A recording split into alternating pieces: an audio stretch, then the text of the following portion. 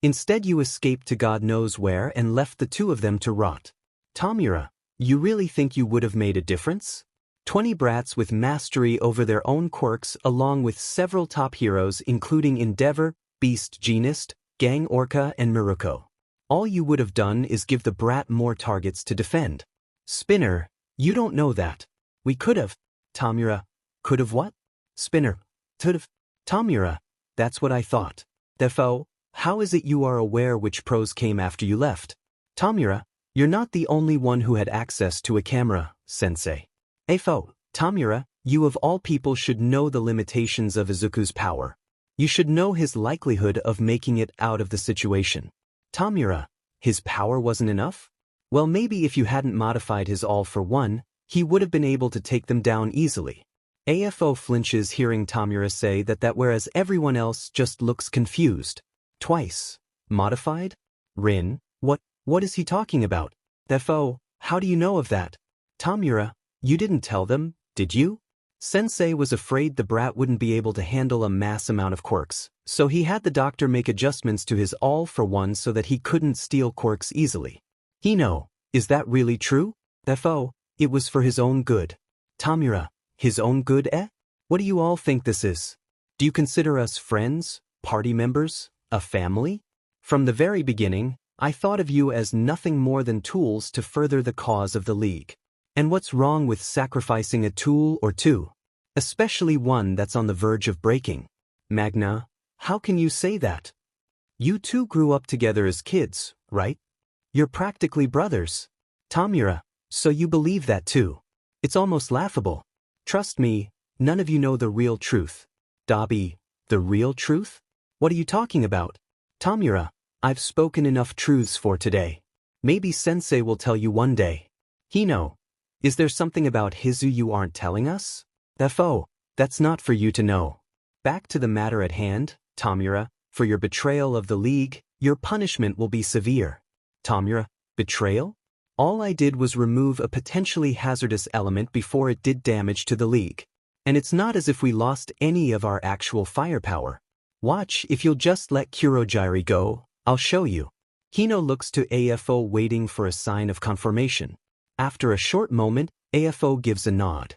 Hino begrudgingly dissipates his barrier and releases Kurogiri. Kurogiri stands up and transforms himself into a portal. Tamura snaps his fingers and the sound of footsteps can be heard on the other side of the portal. To everyone's surprise, a figure appearing to be Izuku walks in. Rin, Zizuzu. Compress, is it really him? Tamura, it is. Or rather a clone I had twice make yesterday. Dabi, you freaking monochrome clown. You were in on this. Twice. No, I swear. I just thought he was gay and needed a way to relieve some stress. Tamura, this clone was made locked into the brat soldier state. He's completely void of emotions and follows every order to the letter. He's the ultimate soldier the original was always meant to be. He has no bonds to hold him back. Tamura, you yourself wanted this, sensei. And he would have become this, but you got attached. Did you think of him as your brother? Or perhaps something else? You grew soft. And don't think you can threaten me with death. We both know you need me. Therefore, lower the gun. Rin, are you seriously going to let him go scot-free after everything he's... Afo, I said lower the gun. Rin flinches and her gun starts shaking in her hands. She lowers her head and angrily tosses the gun to the side. Afo, one more question, what is it you hope to gain by locking yourself out of Izuku's order system? You modulated your voice to sound like mine and sent Izuku that last order after all. Tamura, I'm not putting all of my cards on the table yet. I'm going to my room. Try not to wake me. Tamura says as he exits the bar and enters the hallway to the living quarters. Hino, are we supposed to act like everything's back to normal? Because no matter what, there's no way I can forgive him after what he's done. Afo, nothing will be the same from now on. Tamura can longer be trusted. Dabi, you'll be in charge of the assault squad until we rescue Izuku and Toga. I want you to monitor Tamura as well. Dabi, got it? AFO, at this point, the heroes have probably hacked into the tracker in Izuku's eye. If we go to rescue him now, we'll be leading them straight to us. We need to wait until an opportunity presents itself. Rin, Toga, Zuzu. Meanwhile, at UA Hero Academia Medbay, the bandaged-up teachers of UA along with the 4 pro heroes can be seen waiting in the medbay. Endeavor, I'll ask again, who's this skinny fellow and why was he at USJ? Nizu, like I said, he's a member of our staff. He was helping deal with Hero. Best Jeanist. Is this really the time for you to be suspicious about some old man? All Might, I'm not that old. Midnight, how are you feeling, Vlad? Vlad? Terrible. I can't believe my quirk was actually stolen. Hell, I can't believe it's actually possible to do something like that. Nizu, there are plenty people out there with dangerous and unique quirks such as this one. Let this serve as a wake-up call. Best Jeanist. In any event, this makes his string of assaults on heroes understandable now. He'd been killing heroes and stealing their quirks. Present Mike, he's been around for a year though, right? I'd expect him to be unstoppable if he just absorbed quirks non-stop. Hounddog Gur. Power Loader. Yeah, among the list of his victims, he didn't even display half of their quirks. Cementos. That would imply that he's stronger than he let on. Gang Orca. That wouldn't make sense though. Why hold back in what is essentially a life or death situation? Endeavor, I don't know nor do I care. What really troubles me was that look in his eyes. I don't know what it was, but I couldn't move while in his gaze. It was as if death itself was staring me down. Nizu, that pure and complete bloodlust, it's been a while since I felt something like that. Suddenly the curtains covering 2 of the med beds are reeled back a bit. UA nurse and pro hero recovery girl takes off a pair of medical gloves before walking to the group. Nizu, so, how are they?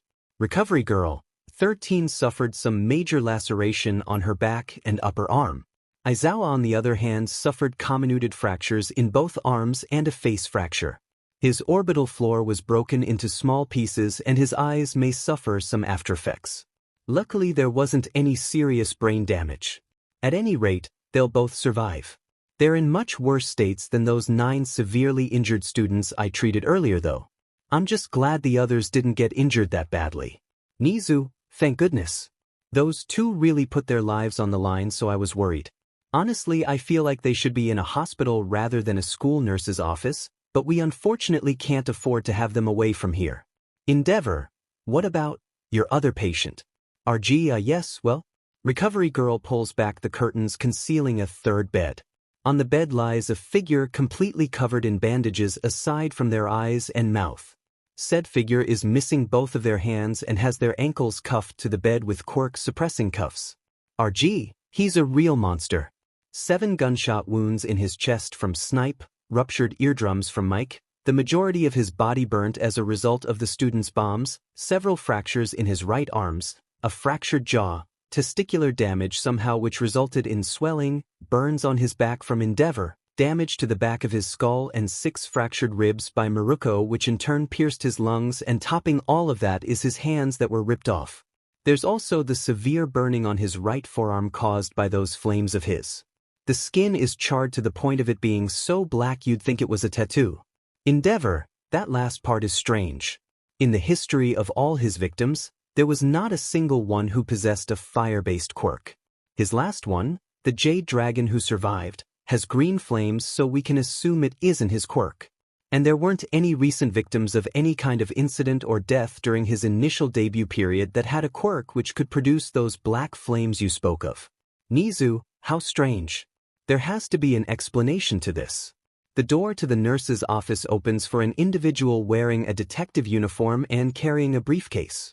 All Might, Tsukachi-kun, you're finally here. Tsukachi, sorry, finding that other villain took longer than we thought. Nizu, that's fine. What did you find out about him? Tsukachi, right that? Tsukachi opens his briefcase and pulls out several papers. Tsukachi, putting that aside quickly, we were able to confirm the identity of his partner as the masked villain responsible for multiple murders, Himiko Toga. As for him, going on the lead from that blonde spiky-haired student and the mention of his actual name, we were able to confirm through a blood test that he is in fact the son of Hisashi Midoriya, the Jade Dragon, and Inko Midoriya who was thought to have died in the sludge villain incident 1 year ago. Nizu, so that's his story. How could they come to the conclusion that he was dead though? Tsukachi, I looked into that too. A corpse was found at the site of the incident dressed in the young man's middle school uniform. The face of the core was burnt beyond recognition, so they assumed it was him, and the burn was caused by the fatal injury he received. Here's a picture of him before the incident and the corpse found. Tsukachi proceeds to hand Nizu a picture of a core with the head covered in burns, making it unrecognizable. He then hands him another picture. Everyone gathers around to look at the picture of the green-haired and emerald-eyed boy. All Might starts to sweat a bit and his hands start shaking. Nizu places his paw on his hand to calm him down. Tsukachi, over by his right eye is where the attack that supposedly killed him landed. As you can saw on the one in the bed over there, he has a scar in the same area. Maruko, you sure this is him though? I mean, that guy over there has red hair and a red eye. Tsukachi, yes, but genetics don't lie. Endeavor, does he have any record of psychotic behavior or mental illness? Tsukachi, no, not that we're aware of. He was apparently heavily verbally and possibly physically bullied in school by his entire class, but he was incredibly passive. Medical records present no mental disorders either. All Might, he tried to commit suicide. Everyone looks at All Might with confused expressions on their faces. All Might, he tried to kill himself by jumping off a building. Best Jeanist, how do you know that? All Might, heard it from All Might. He said he saved the green-haired boy from trying to kill himself on the same day. Anyways, it's fair to say he might have suffered from depression at the least. Endeavor, I guess. That's still no excuse for his crimes. Best Jeanist. To think he'd be driven to kill so many, even attempting to do the same to his own father. It truly is a shame. Tsukachi, there's one more piece of information, but I'd like to hear what Recovery Girl found out about by examining his body first. Are you sure? His body seems to have undergone some sorts of modifications, and I'm not just referring to his enhanced physical strength. The majority of his organs, including his lungs and heart, have been replaced. According to Ryukyu and Crust, in yesterday's attack on Hisashi, he had lost his right leg and eaten part of his left arm to the point where his bones were visible. But, what? Snipe, he ate himself? RG, they'd apparently heard this from Hisashi himself. He gave them a warning relating to it and those black before he lost consciousness. Ectoplasm. Don't tell me. Nizu, that's most likely the source of those flames. Power loader, what a disgusting power. Endeavor, that's quite a burdensome price. RG, you can see the parts of his arm where he'd eaten from are discolored. You can also see the burn scar where his leg had been cut off. The leg isn't a prosthetic, and I made sure to check his bone marrow. It contains his DNA. All Might, does that mean he regrew his leg? RG, it would appear he has the ability to do so. Moving on, his right eye has been replaced by a cybernetic one. It appears to function as both an actual eye and a camera. I've never seen such a fine combination of machinery and human biology. I also found some sort of plug on the side of his head, think of the neck plug from the Matrix. Examining his body even further, I discovered 3 objects concerning me. Recovery Girl reaches into her pocket and pulls out a small disc-shaped object about the size of a pea. RG, this was found on his neck. It appears to be a remote-controlled signal jammer. Its area of effect is only small. She reaches into her other pocket and pulls out a sort of bloody device contained within a Ziploc bag. RG, I noticed this while taking an X-ray. I used a scalpel and made an incision on his scalp so I could find out what it was. It's a communication device someone had planted on the outside his skull. I disabled it, of course. Maruko, seems like overkill. Gang Orca, why go to such an extent? RG, whoever did this is quite skilled. This isn't the work of some amateur. Best Jeanist, what was the other thing? RG, this one is rather strange to me. In order to make sure whatever happens here isn't seen by others, I thought of removing his eye or disabling the camera. But I can't exactly do that. Power loader, why not? RG, it's because this eye of his has a small armed explosive device embedded in it. It wouldn't cause a large explosion, but it would definitely kill him considering how close it is to his brain. I can only assume that tampering with the eye without disabling the device will cause it to explode. And I'm unable to disable it since I assume doing so requires whatever you plug into the side of his head. Present mic. Seriously? Cementos, I don't see the point in doing something like that. RG, this is a guess, but there may be a tracker in there too. It's possible the bomb is to stop others from taking away their ability to keep track of him. Endeavor, they assume we don't wish to kill him then. RG, you want to interrogate him, right? Then they were right in assuming. Tsukachi, indeed. There are many things we want to question him about.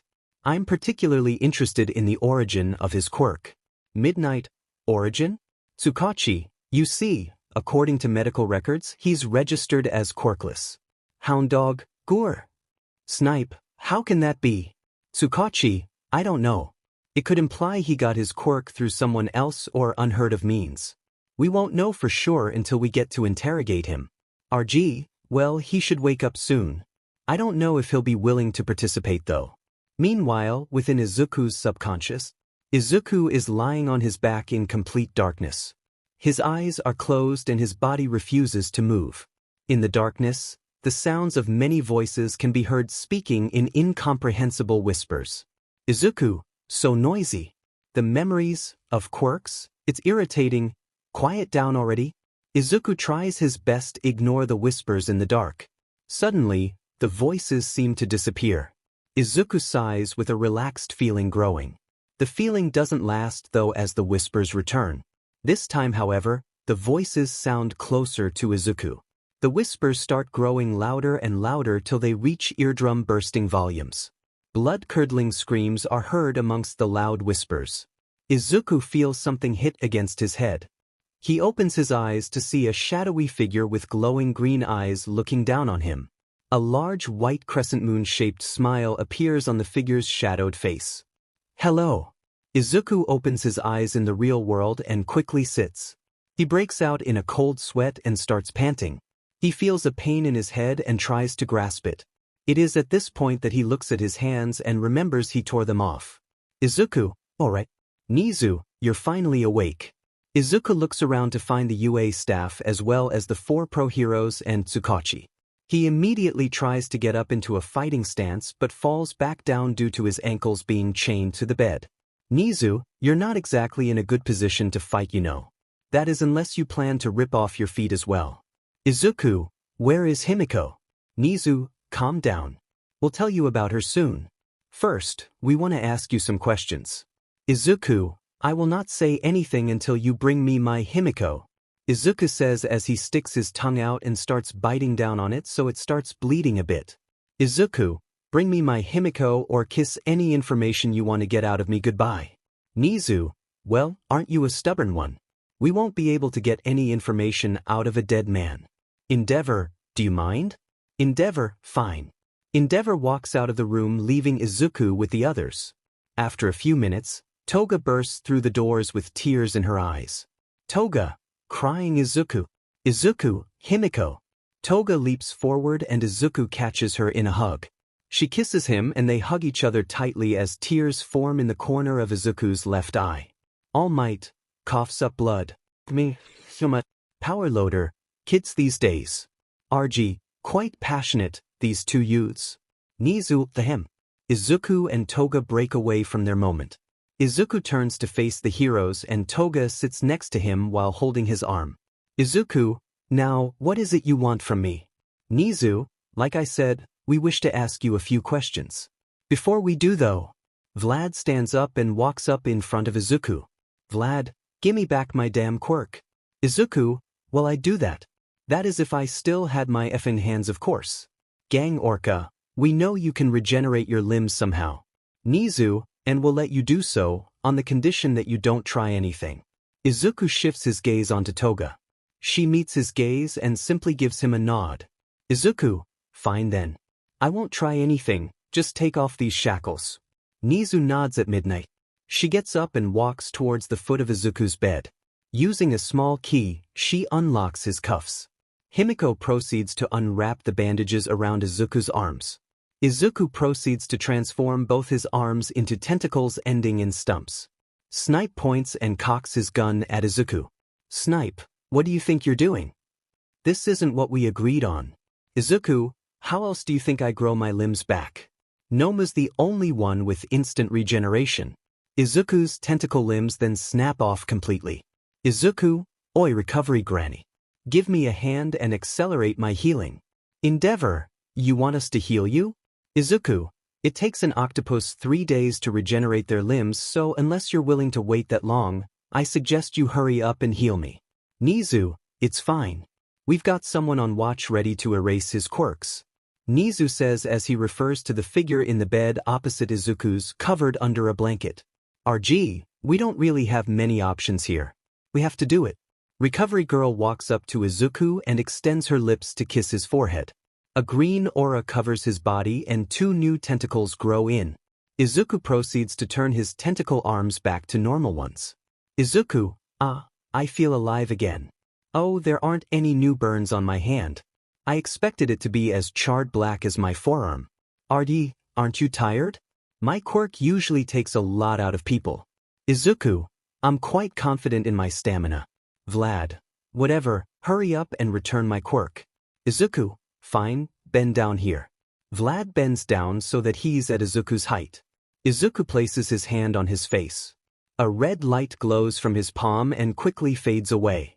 Izuku, there, you can use your quirk again. Vlad stands up and looks at his hand. Blood sprouts from his gauntlet and covers his hand in a spiky glove. Nizu, good to see that you're at least a man of your word. Izuku, now that that's taken care of, these bandages are really irritating. Izuku says as the bandages covering his body all suddenly turn to ash and fall off him. Izuku, that's better. Endeavor, what did you do? Izuku, I simply raised the temperature of the bandages to the point where they'd incinerate into ash. Gotta say, this feels much better. Toga starts rubbing her cheek against Izuku's like a cat.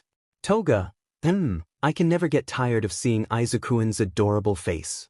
Izuku, I don't exactly appreciate being called adorable. Toga, don't worry, you're hot when you're all bloody and when you're fired up. Present Mike, are these 2 really only teenagers? Nizu, let's not waste any more time. Let's get on with the interrogation. Izuku, I don't think so. Nizu, oh, you're trying to withhold information from us? Izuku, don't get me confused, I'm willing to make a deal to give you what you want. Nizu, oh, and what kind of deal would that be? Izuku, I'll answer any and all questions I can answer. In exchange, I want you to let Himiko go free. Toga, yeah? Izuku, what are you saying? I'm not going to lose you. Izuku turns to look at Toga. He gives her a large reassuring smile. Izuku, it's fine, Himiko. It's my job to make sure you stay safe. I'll find a way to get back to you, so just go find some place to hide until then. Toga, Izuku, I'm not leaving your side. Nizu, we accept. Ectoplasm, what? Endeavor, do you have any idea what you're saying? You're promising to let a criminal wanted for multiple murders go free of charge. Nizu, this particular information could possibly lead us to capture one of, if not the most dangerous villain in history, responsible God knows how many deaths. Releasing one villain seems like a fair trade, wouldn't you agree? Besides, it's not like she can hide from all heroes out there. Izuku, thank you. Know this though. If you dare go after my Himiko, I'll kill you all. Nizu, hee hee, how scary. Genist, do you mind escorting her to somewhere she won't be found? Best Genist, I suppose it's fine. Toga, no. I'm not going anywhere. Toga says as she grabs onto Izuku and bites into his shoulder. Midnight, Jesus, talk about clingy. Izuku, Himiko, let go. Toga, never. Izuku, turret. We'll take Himiko to a safe place after you interrogate me since she won't leave me. Nizu, can't be helped so it's fine. Detective Tsukachi, the device please. Tsukachi, yes. Tsukachi reaches into his briefcase and pulls out what appears to be some sort of metallic collar. Izuku, the hell is that? Tsukachi, the latest technology developed by David Shield. I'm sorry, but it's hard to take anything a villain says as the truth. In simple terms, this collar will tell me when you're lying and indicate it on this small handheld device. I assume this won't be a problem. Izuku, no, I don't intend to lie here. Tsukachi, well then. Tsukachi walks up to Izuku and affixes the collar around his neck. Tsukachi presses a button on the handheld device, causing the collar to light up in a light blue color. Tsukachi, now then, let's start with some easy questions. How old are you? Izuku, 15. Tsukachi looks down at the handheld device to see a red button and green button. The green is seen to be glowing. Tsukachi, truth. According to reports, you use both knives and guns, correct? Izuku, yes. Tsukachi, truth. You've killed over 100 pro heroes, correct? Izuku, yes. Tsukachi, true. Let's move on to more important questions. Your leader, the one known as Tamura Shigaraki, proclaimed that your group is known as the League of Villains. Have you only recently formed, or was this group been around for years and have only now decided to show themselves? Izuku, I cannot say. The green button lights up much to the surprise Nizu, Endeavor and Tsukachi. Tsukachi, truth. Do you genuinely not know, or are you withholding information? Izuku, I cannot say. Tsukachi, truth again. Are you yourself new to the league or have you been there since the beginning? Izuku, I cannot say. Endeavor, oi, quit screwing with us. We had a deal. Izuku, and I'm fulfilling my end of the deal. I promised to answer anything I could answer. Toga, it's not his fault. His quirk stops him from revealing information. Tsukachi, his quirk? Nizu, perhaps we should inquire about those first then. Tsukachi, right? Go ahead and list off the quirks you have and the victims associated with them. Izuku looks at Tsukachi with a blank expression on his face. He then holds his arm out to the side. His arm glows before a piece of paper manifests out of it. Izuku grabs the piece of paper and hands it to Tsukachi. Izuku, here. All my quirks and who I attained them from in chronological order. Nizu, oh, you can manifest something so detailed so easily. Tsukachi, Nizu, take a look at this. Nizu, Tsukachi and Endeavor gather around to look at the piece of paper. Nizu, oh, I see what you mean. Endeavor, 32 quirks. Most of these are the quirks of heroes while others are quirks from random thugs. Nizu, disregarding that one quirk in particular is missing, there are a few that strike me as odd. This quirk, Material Shift, doesn't have a victim associated with it. But we know for a fact that that quirk belongs to the underground quirk dealer, Water. Is perhaps the reason you have his quirk but don't consider him to be a victim, is because he's alive and you two are allied with each other? Izuku, I cannot say. Nizu, is that so? Well then what about this quirk, Limitless? It also has no victim. What does it do? Izuku, it gives me a limitless lifespan. I'm essentially immortal. Endeavor, that doesn't mean you can't be killed. Nizu, any particular reason this one has no victim? Izuku, I cannot say. Nizu, I see. What about this one, Soldier? This one simply says unknown. Izuku, I am unaware of the origin of that quirk. Endeavor, what does it do? Toga, it removes his emotions and turns him into a soldier who follows orders to the letter no matter what. Nizu, oh, so that was the soldier we fought against. Curious, could you perhaps show it to us? Izuku, Himiko. Toga, I really don't like Hiro, but I guess just this once is fine. Wake up, Hiro. Izuku closes his eyes expecting to switch out. They shoot open however as he feels nothing. Izuku, what's going on? It's not working. Toga, really? Nizu, has this never happened before? Toga, no, never. Izuku, damn it. What's happening? Izuku's finger turned black and red. This causes the teachers and heroes to get on guard. Izuku however stabs his fingers into his chest. Izuku, forced quirk activation. Soldier. Izuku's body pulsates and he grits his teeth. Still feeling nothing, Izuku pulls out his now bloody fingers. Izuku, still nothing, damn it. Toga, pinch, don't go injuring yourself again. Izuku, sorry. But I don't get why it's not working. First soul fire and now this, what's going on with me? Nizu, seems you can't use it now, that's a shame. Toga, you can still give him orders even like this though. Nizu, can I? Toga, yeah, but only if someone registers you as a superior. Izuku, you wanna try me, rat? Nizu, hee hee, I don't believe there's any point in me doing that since you're going to Tartarus. Tsukachi, question, you listed here the quirk, soul fire, as original. Izuku, yes. Tsukachi, would you then say that you weren't born quirkless? Izuku, yes. Tsukachi looks down at the handheld device to see that the green light was glowing. Tsukachi, T-Truth. Endeavor, whisper what's going on. RG, whisper this is going against the medical record. Midnight, whisper maybe there was a mistake of sorts. Best Genist. Whisper or maybe there's something the Jade Dragon has been hiding. Tsukachi, could you go into detail about your quirk? Izuku, the quirk was formed from the combination of my original quirk which I dubbed Soul Battery and some random fire quirk. My original quirk, Soul Battery, would increase the power of another's quirk for the cost of my life force. Now that it's become Soul Fire, I should allow me to convert my life force into fuel for powerful flames. But, Nizu, but? Toga, Izukuin? Izuku, but nothing. Tsukachi, I suppose we can leave it at that. I'm going to ask a few questions about you personally. Izuku, okay. Tsukachi, for your education, you attended Aldra Junior High, yes? Izuku, no, I never attended junior high or any other educational facility. Tsukachi looks down at the device to see both buttons lit up. Tsukachi, Nizu, what's wrong? Tsukachi, both buttons lit up. Endeavor, what? Izuku, oh, is your device broken? Tsukachi, interesting. Tell me, are you familiar with Akatsumi Bakugo? Izuku clutches his head as he feels a sharp pain. Toga, Izuku, I'm fine. And no, I don't know Akatsumi Bakugo. Tsukachi, same result. Do you know the names of your parents? Izuku, I don't. Tsukachi, again. Nizu, this is quite strange. Endeavor, but what does it mean?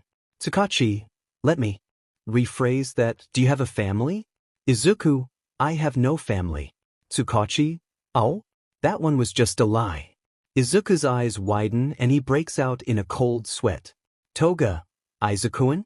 Nizu, I thought you had no intention of lying. Tsukachi, you're hiding something, aren't you? Izuku, that question isn't important here. You've no reason to pester me about something like that. Nizu, that question seems to have made you agitated quite a bit. But, fair enough, we'll stop with that one. Tsukachi, tell me, where were you brought up as a child? Izuku, on the streets. I was an abandoned child. Tsukachi, double light again. How did you lose your eye? Izuku, I got caught in the crossfire between Hot Ass over here and some other villain as a child and lost my eye. Nizu, really? Do you have any memory of this endeavor? Endeavor, I think I'd remember almost killing a child. Tsukachi, doesn't matter if you remember. It's double lights too. Vlad, anyone else following what they're saying?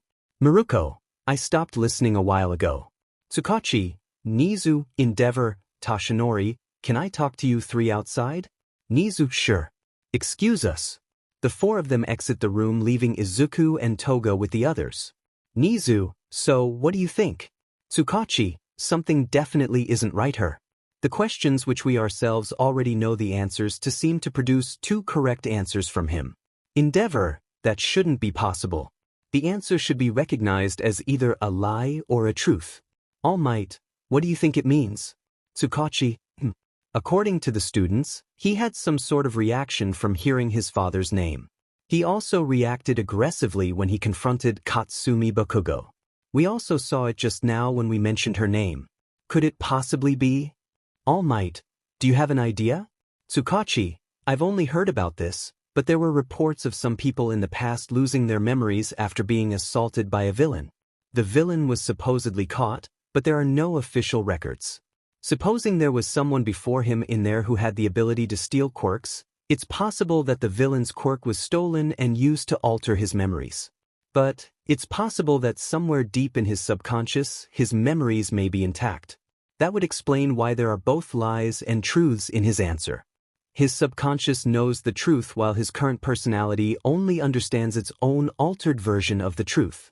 Nizu, that does sound like the only plausible option. And it would explain his drastic change from him a year ago to him now. Endeavor, again, that doesn't change anything.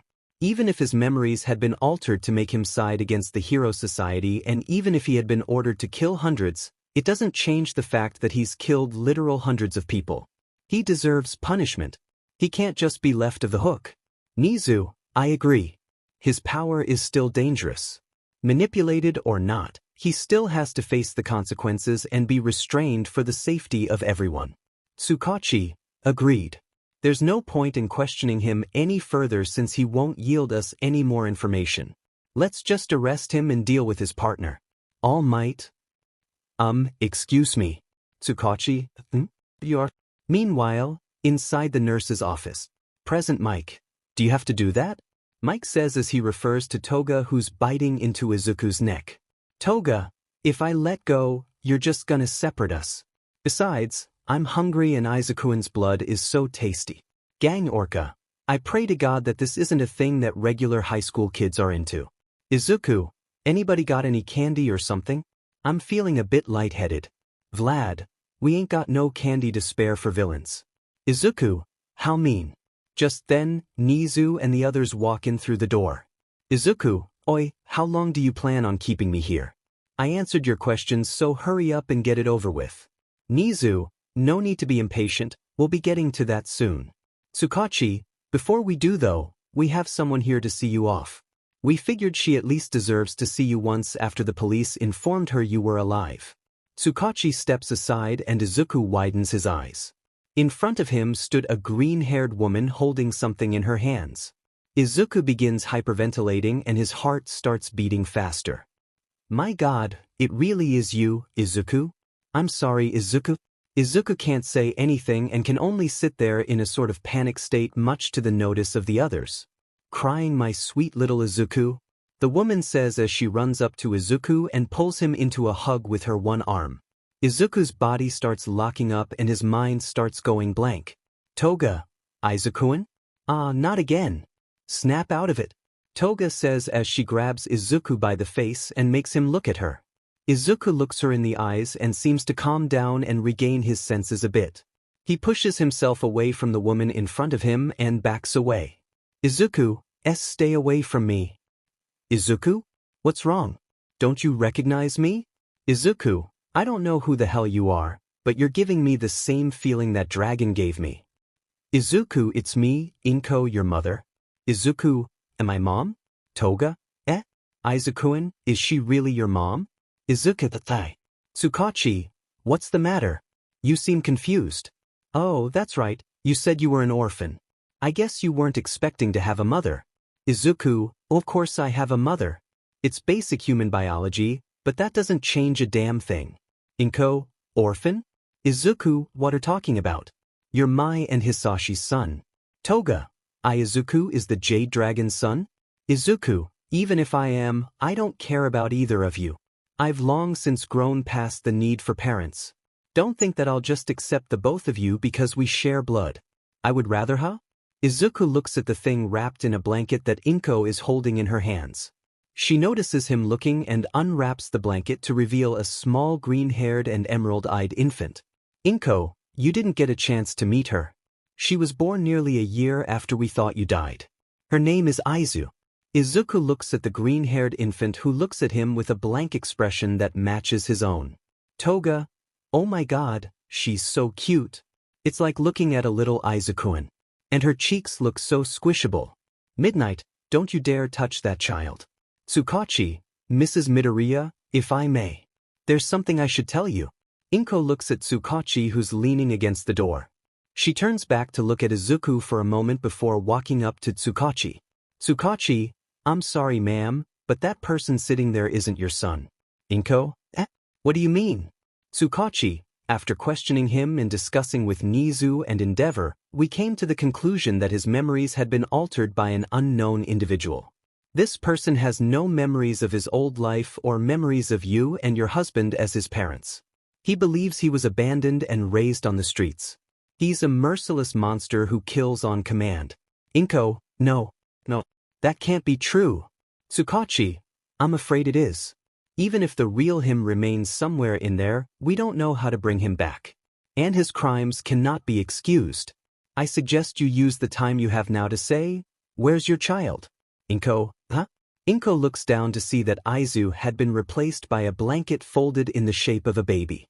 Inko, Aizu, Vlad, release the child. Midnight, let go of her, you crazy vampire. Midnight and Vlad yell as they refer to Toga, who is holding Aizu. Toga, you're so adorable. Upsy daisy, Toga says as she lifts Aizu up in the air and lets go of her for a second. She catches her and repeats the process a few times until Aizu smiles and giggles. Toga, my heart's melting. Look at her, isn't she adorable, Izuku? Toga holds Aizu up to Izuku. Izuku stares at the infant blankly for a moment. He slowly moves his finger closer to her and pokes her on the nose. She giggles and grabs his finger. Izuku blushes and turns his head away from her.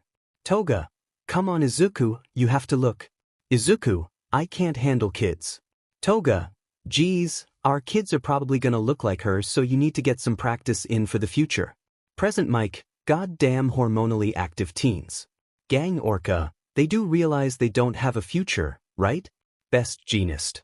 I suggest you return the baby before we take her from you by force.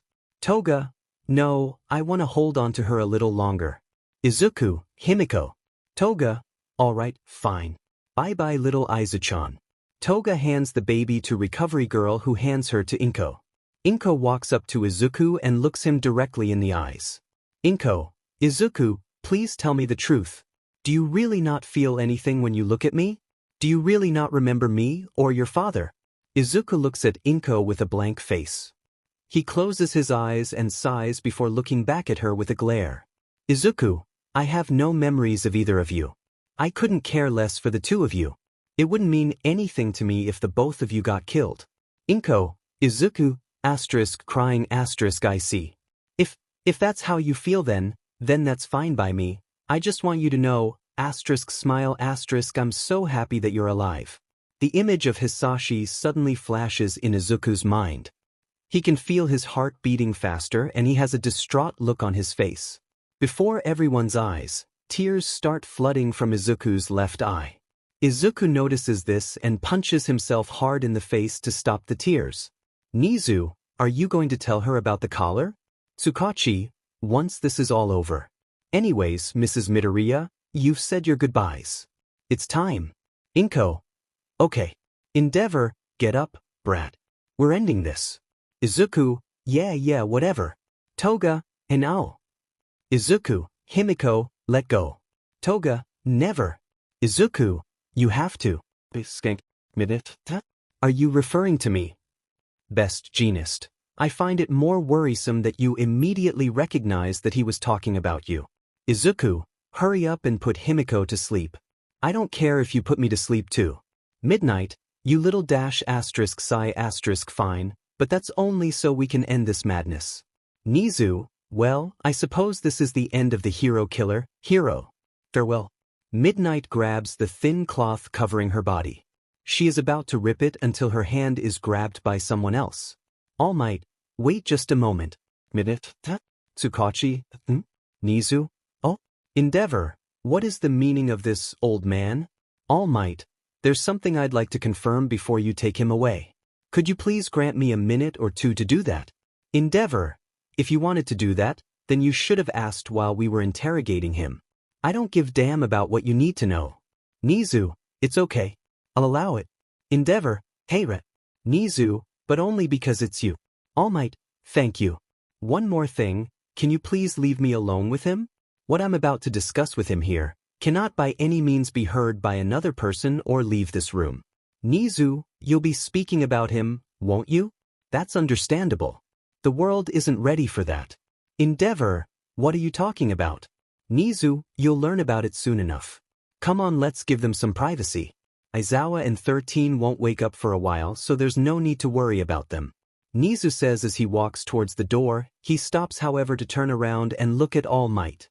Nizu, be careful though. He's still a deadly villain. Nizu walks out the door. Izuku, Himiko, you go with them. You probably shouldn't hear this either. Toga, I already said it to you, I'm not leaving you. Izuku smiles and grabs Toga's hand. Her entire body apart from her head gets crystallized. Toga, hey, what the? Izuku, that should keep her immobile. take her and get out. Toga, wait no. Izuku, stop. Toga screams as she gets carried away by Hound Dog. Everyone follows through the door and leaves All Might and Izuku alone. Izuku looks at the skinny fellow before him with a confident smile. Izuku, now then what is it you want from me, All Might? All Might, so you are already aware of who I really am. Izuku, I must admit, it's quite pleasant to see the number one hero brought down to this pitiful form. If only the world could see you now. All Might, please answer me, is he still alive? All for one? Izuku, I cannot say. All Might, what is he planning? Izuku, I cannot say. All Might, why did he pass on his quirk to you? What made him do this to you? Izuku, I cannot say. All Might, please tell me, what is your dream? Izuku, my dream? My only objective in life is to serve my master. What he seeks is the complete annihilation of the hero society. And I will do so by killing you and all other heroes. All Might, I see, you truly no longer are the boy I met that day. Izuku, that day? What are you talking about? All Might, that boy whose dream I shot down, who I drove to attempting suicide, who I thought died because of my mistake is now under his control. Izuku, suicide? All Might, do you remember the last words you told me? Please let me die. I don't see any reason for me to live on. Izuku, you're crazy. All Might, and even after everything I'd said to you, you did what I couldn't. You put my own words into practice and risked your life for you friend. Izuku, yep, definitely crazy. All Might, if only I'd been a little faster that day, if only I'd just lied to you, if only I wasn't too blind to see your true potential. So many lives wouldn't have been lost, and your life wouldn't have gone down such a path. I'm sorry, young man. Izuku, I don't know what you're talking about. You must have me confused with someone else. All Might, I know these words seem meaningless to the current you, but for the sake of the you that once was, please let me say this. All Might transforms into his muscular form. He gets down on both knees and bows down in front of Izuku. Izuku smirks and raises his finger. His fingertip glows with the light of laser. He's about to fire, but stops when he hears the sound of crying. All Might, crying I'm sorry. Your life has become irredeemable because of my mistake. I've no right to call myself a hero. I know these words have no meaning for you, but I have to say them. I should have said this when we first had met. You can be a hero. All Might yells at the top of his lungs while shedding tears. Izuku simply looks down upon him with an unamused expression. Izuku, is that really what you had to say to me? What? Did you think hearing that would suddenly cause some sort of revelation? I'm not that weak-willed a person. All you did was waste your time and breath. All Might, I know. Izuku, now that you've said what you wanted to say, bring the others back again. The sooner I get sent to that prison, the sooner I can figure out how to break what the? All Might looks up to Izuku to see a tear dripping from his right eye. Izuku, this is impossible. I don't have tear glands in my right eye. What the hell is this? All Might, you're still in there, aren't you, young man? Please, show me a sign. Izuku, I don't know what's going on but... Izuku is interrupted as tears start gushing forth from his eye like a faucet. Izuku, wait, this is flash flooding. But, I'm not using it. The hell? All Might, he's still alive. The real you is still alive. Young man, if you can hear me, I'll find a way to save you, I promise. Izuku, you freaking madman. Get the hell back. All Might, I can't let them take you away yet. I need more time. All Might says as he bites down on his index finger, causing it to bleed. Izuku, wait, what are you? All Might, I already decided it had to be you, so I have no regret about this. All Might thrusts his bloody finger into one of the holes in Izuku's chest made by his own fingers. Izuku, you bastard! Do you have any idea what you've just? Izuku suddenly clutches his chest as he feels something surging throughout his body.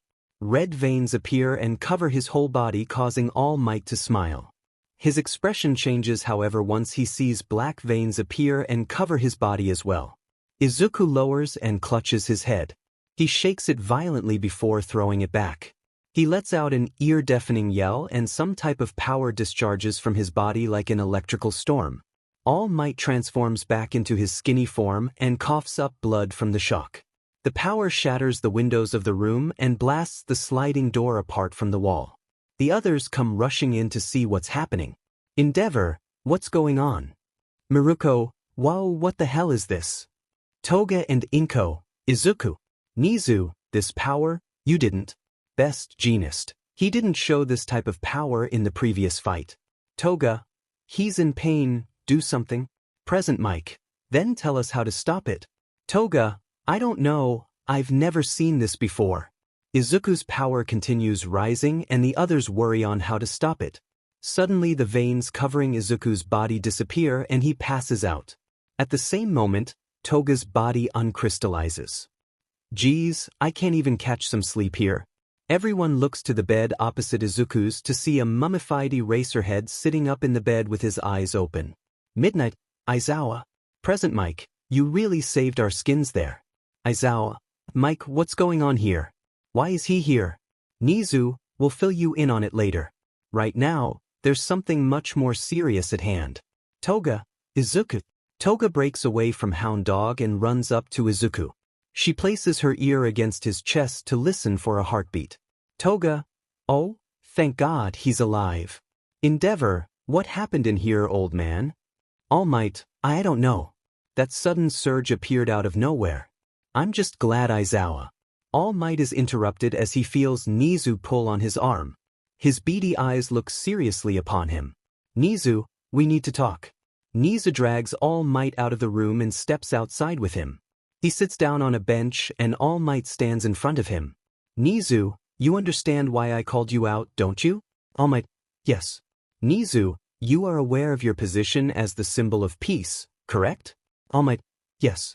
Nizu, then you should be aware of the massive danger to the world that you've just created. All Might, Weiss. Nizu, what could you possibly have been thinking? You of all people know that All for One has been trying to obtain one for all who knows how many decades now. What you've done just now has practically handed it to him on a silver platter. All Might, I know, but this child can still be saved. I knew that had I simply asked you to be lenient with him, you would have denied me and sent him to Tartarus. Nizu, over 100 deaths are the result of this child alone with the power he attained through All for One. Now you've given him power capable of surpassing your own. Do you think the world can possibly survive the combined power of those two quirks combined? And if he manages to get back to All for One, death is all but certain. You may be the symbol of peace, but you've single-handedly shifted the balance of power to villainous side. All Might, please hear me out. The day I met that child, I berated his dream of becoming a hero and warned him of the sacrifices they should be willing to make. Yet he risked life to save his friend. He jumped in while I only stood there and watched.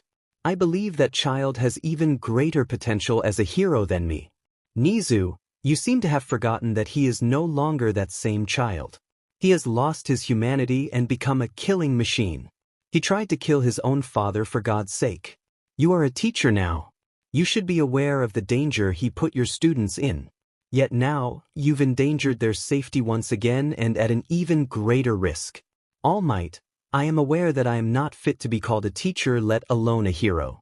But I truly believe this is a chance we cannot turn down. With this child, we can turn All for One into a force for good. Please, I only ask that you give me time to do so.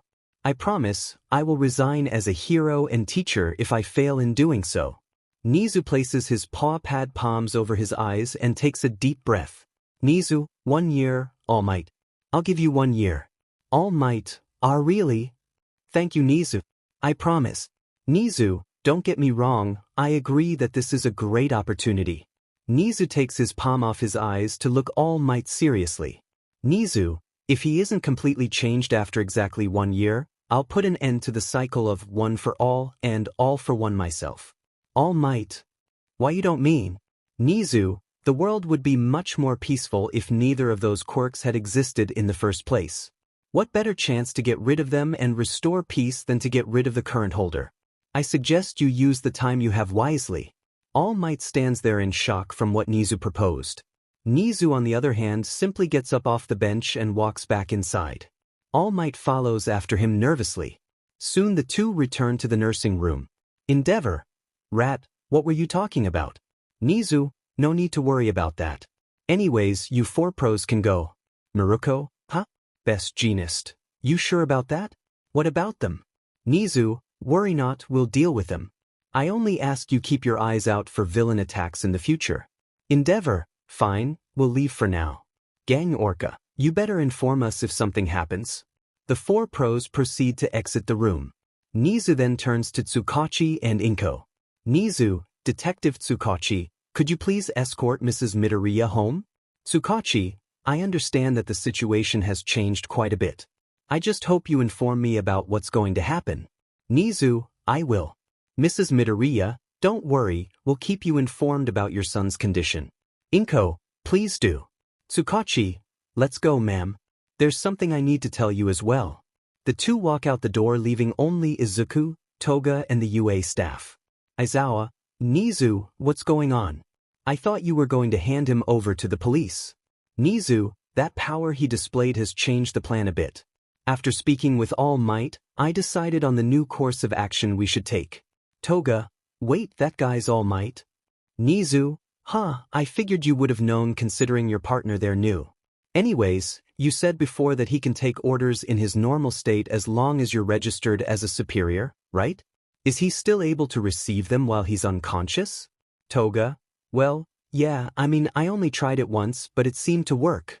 Nizu, good. I want you to register myself, Principal Nizu, Eraserhead Aizawa Shota and All Might as superiors. Toga, why should I? Nizu, let me remind you that the only reason you two are still together is because I feel like it. I could separate you two and send him to the depths of Tartarus or much worse if I wanted to. Do you understand? Toga, why yes. Nizu, then you know what you need to do. Toga lowers her head down and whispers into Izuku's ears. She goes back up and looks at them with a solemn look. Toga, it's done. Nizu, good. Midnight. Nizu, what exactly are you planning? Nizu, Majima, Heights Alliance is done, right? Power loader, huh? Well, the dorms for first years are done but those all. Why do you want to know? Nizu, Sai, I was hoping to save it as a surprise for the first years, but it'll have to do. Listen, we'll have the 2 of them stay there for now and attend classes. Hound dog, Vlad, what? Toga, really? Midnight, you can't be serious. Nizu, when school starts again in 2 days, they'll be put in your class, Aizawa. Aizawa, after he almost killed them? Mike, hey, Nizu, are you thinking straight? Nizu, I am. And I'm certain of my decision after witnessing that surge of power. He just awakened that as it isn't one of his listed quirks. Aizawa, that doesn't explain why you're doing this. We should just send him to Tartarus. Nizu, I'd like to do so, but do you remember the camera in his eye? Everyone's eyes widen as the sudden realization hits. Nizu, whoever is on the other side saw everything, including the awakening of his power. They'll be even more motivated to get him back now. Were we to just send him to Tartarus, they could just warp in there to rescue him and cause a massive jailbreak. If we were to keep him here though, we could use him as a hostage. Were they to warp here after him, they'd have to deal with an entire school of quirk users. And on top of that, they'd be risking the safety of their allies since we now know about the explosive device. Toga, explosive device? Ectoplasm, hey, I know he's a villain, but that's... Nizu, I'm not saying we'll use it, I'm just saying that it's a countermeasure against them. Cementos, okay, but why have them attend classes? Nizu, consider it a rehabilitation project. Let's see if they can go from villains to heroes. Nizu, are you? Nizu, my decision is final. I assume you have no argument, Ms. Himiko Toga? Toga, this way, I get to stay with my Izukuin. I'm fine with it. Nizu, good. Anyways, it's getting late. Hound Dog, Power Loader, take the 2 of them to their new living quarters. Hound Dog, Gur. Power Loader, Sai. Nizu, I really don't like this. But if you say so, follow us, girly. Hound Dog picks up the unconscious Izuku and walks out with Power Loader and Toga following behind. Aizawa, Nizu, what is your real reason for doing this? Nizu, perhaps one day the world will be able to know. After walking for a while, Hound Dog, Power Loader, Izuku and Toga find their way to a building with a sign saying, Heights Alliance 1.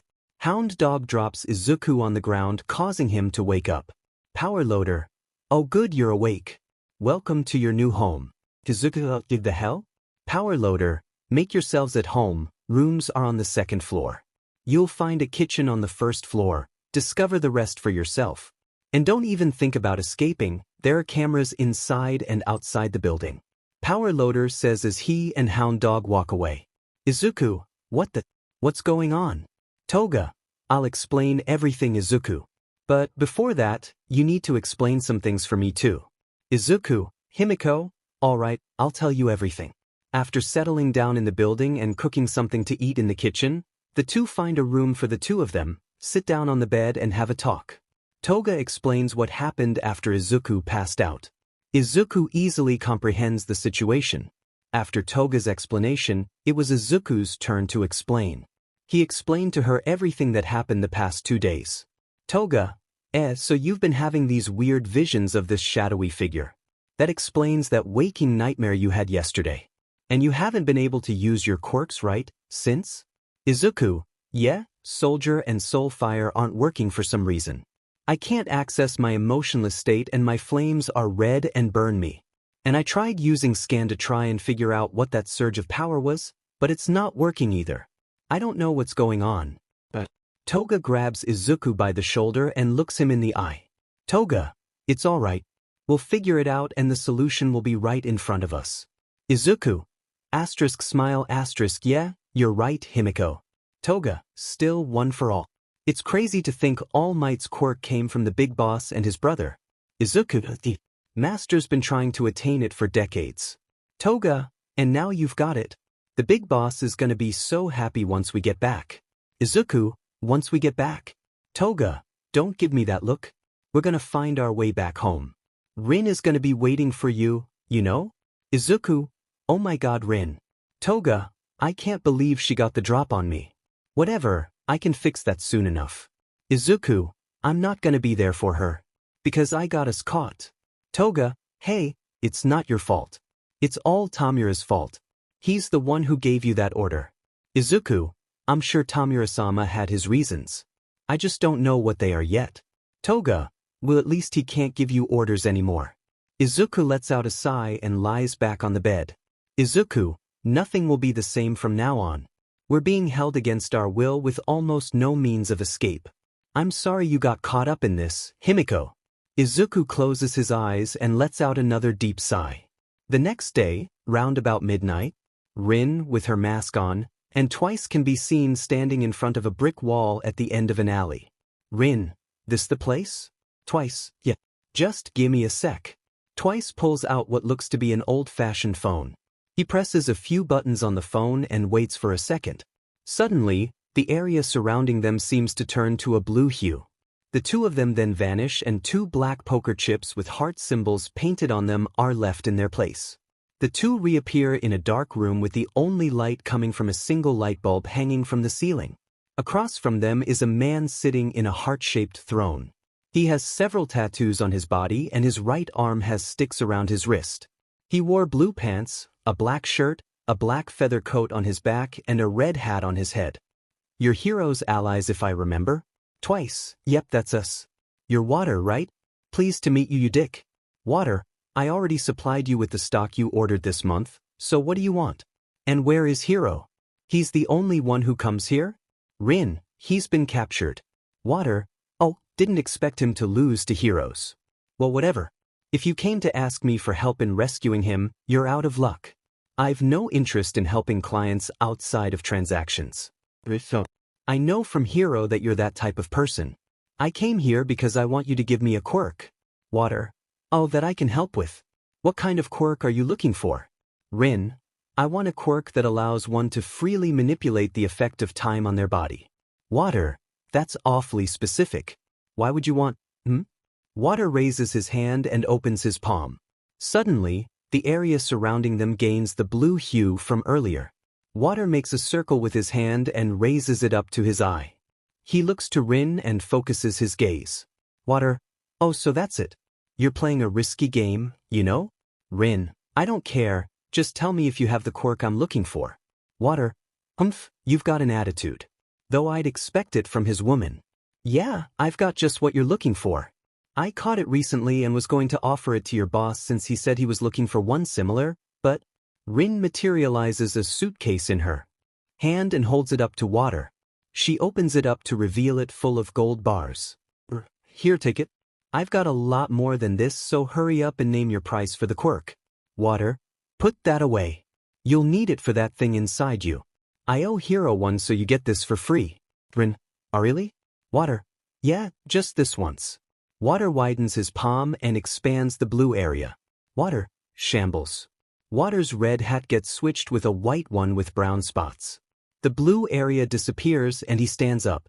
He snaps his fingers and the entire area gets lit up. This reveals the place they were in to be a massive warehouse with many other people walking around. Rin and Twice can see countless medical beds with something on each bed covered by a white tarp. Twice, Rin, this place is huge. Water, this way. Water walks through the sea of beds with Twice and Rin following behind him. Rin, are they alive? Water, if they weren't, I wouldn't be able to get quirks out of them. They're just highly sedated. Though occasionally, some of them do drop dead. Here we are. Water stops in front of a rather large medical bed. Water, this person's quirk resides within their heart. I'll have to do a few tests before the transplant. Be warned, that thing's chance of survival is extremely minuscule.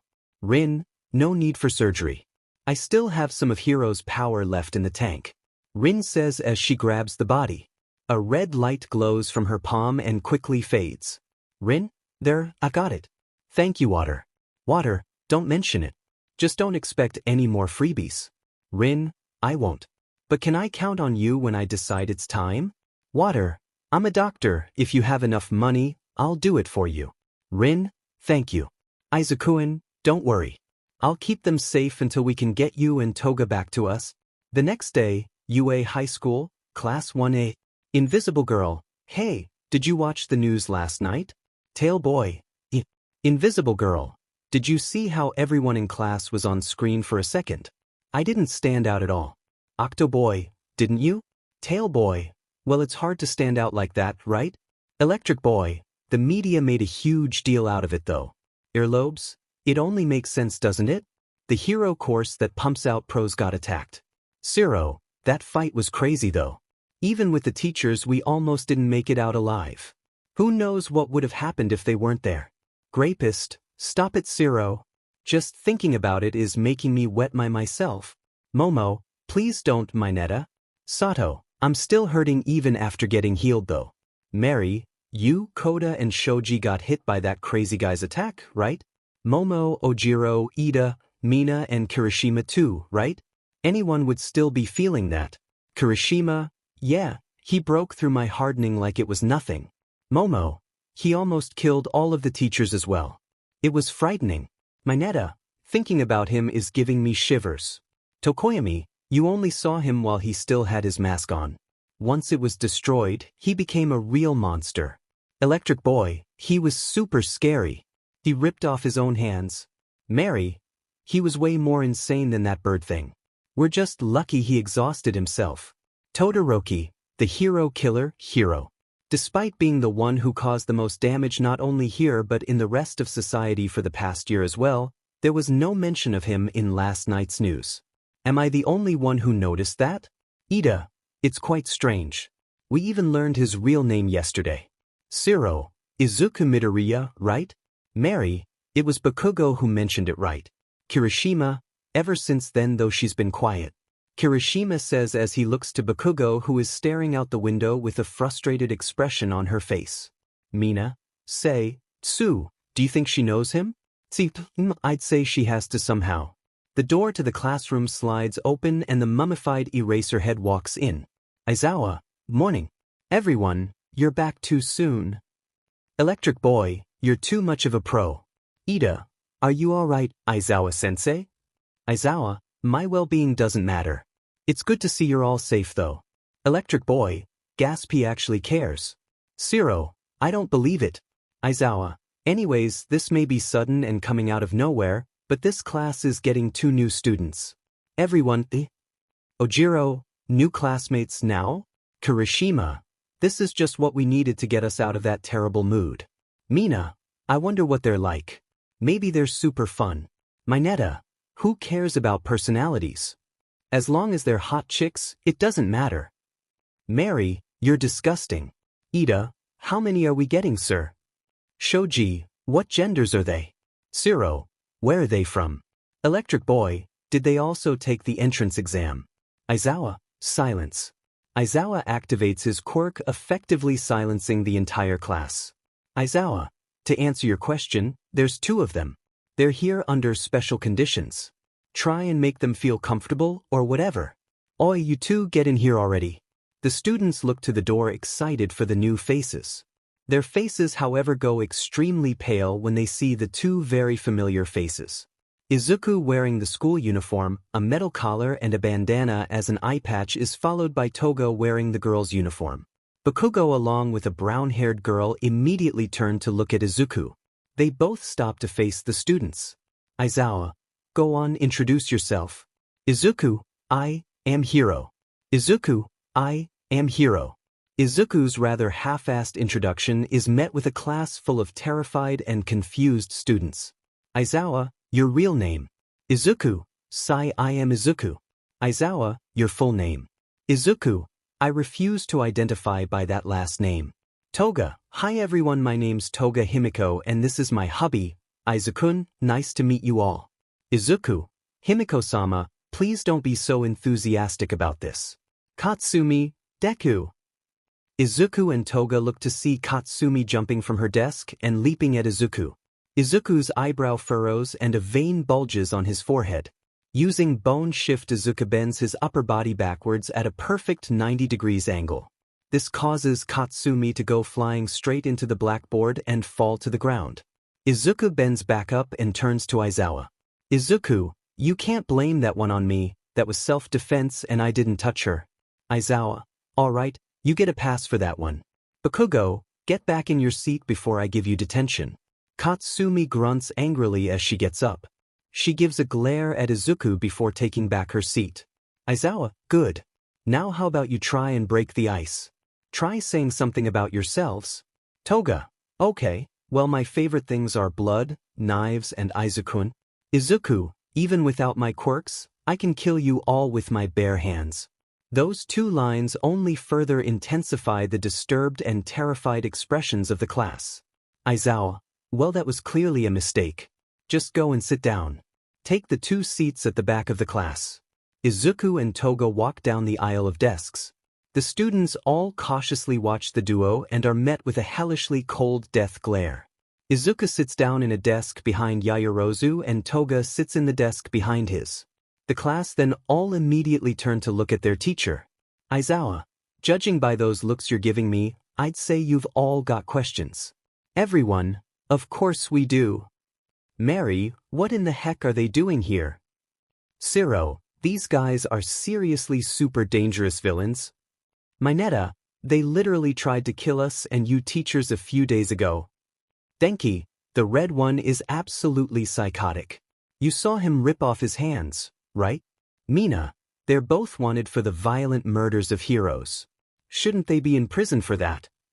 Tenya, why are they wearing the school uniform? And why are they in our class?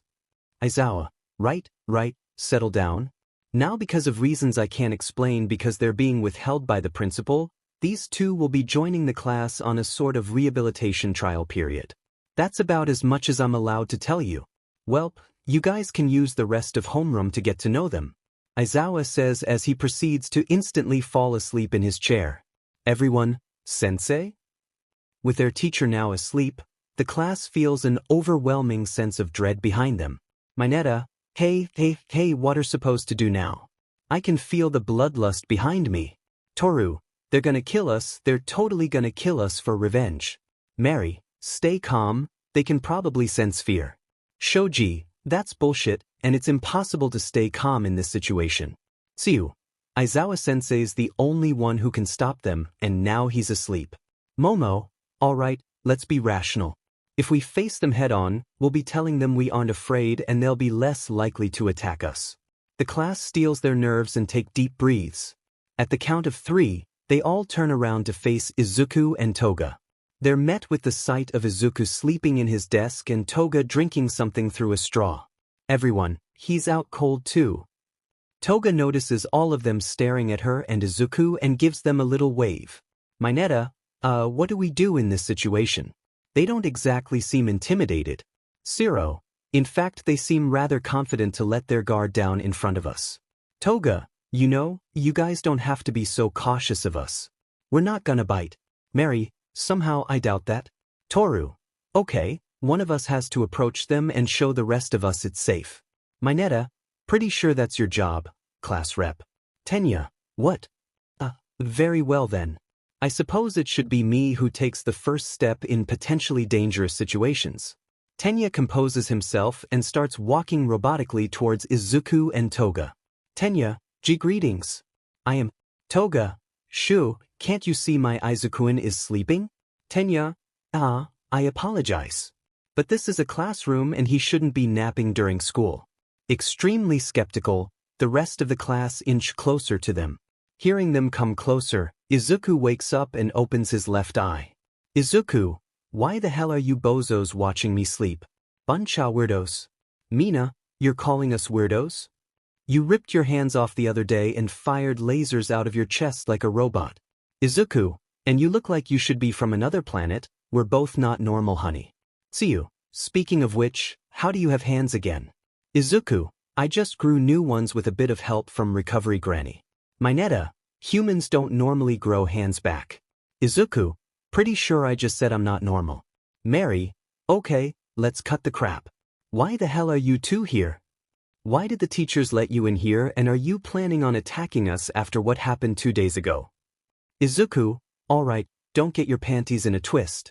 You think we want to be here? I was willing to get sent to Tartarus, but no, All Might had to step in and now we're stuck here for a year. Momo, wait, All Might? Kirishima, he's part of this? Izuku, and if you're worried about me trying to hurt you, don't. I'm under orders not to hurt you. Tenya, orders? Toga, my Izukuin here has a quirk that makes him obey every order he hears from a superior. Your teacher, principal, and All Might are registered as superiors. They ordered him to not hurt you guys so he's physically incapable of doing so. Zero, that sounds more like a curse than a quirk. Kyoka, I've never heard of a quirk that benefits someone else besides the user.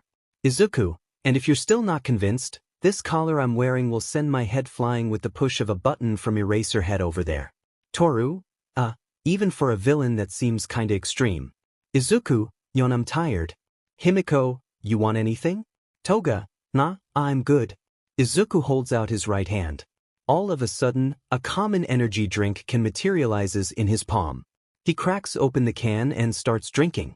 Tenya, food and drinks aren't allowed in class except for during lunchtime. Izuku, Tenya, the same applies for you, miss? What are you drinking? It is at this point that the class notices that the straw Toga is sucking on is connected to the back of Izuku's neck. Everyone, Mina, are you drinking him? Toga, I told you blood was one of my favorite things. Denki, we didn't think that meant you liked drinking it. Sato, how are you okay with this? She's drinking your blood like cola. Mineta, alright, that one deserves a rim shot. Izuku, besides I keep tons of my blood stashed away so I can always replenish. Izuku says as he finishes his energy drink. He then opens his mouth widely and proceeds to eat the can. He swallows the last of it while the class watches with wide eyes. Shoji, did you just eat a can? Izuku, yeah, and what of it? Mineta, okay, these two are definitely crazy. Momo, excuse me. Izuku, Momo, are you perhaps made with me? Toga, you did hit him in his jewels with a metal rod. Izuku, pissed, just say what you want already. Momo, alright. It's just that your materialization ability seems familiar, yet I don't think I've heard of one that can create actual edible food. Izuku, sigh, what I have isn't a materialization ability. I can ingest inorganic objects and substances and store them in my body. I can isolate and reproduce the materials they're comprised of. In other words, I can't do anything if I haven't already ingested materials. Tsuyu, does that mean you'd already drank that energy drink before? Izuku, no, food goes straight to my stomach. I have the ability to swap out objects I touch with objects in my storage. I can store food that way. It doesn't go bad and food stays warm or cold. Kyoka, he's like a walking oven and fridge. Toru, alright, me next, what's with the eye patch? Izuku, why do you think?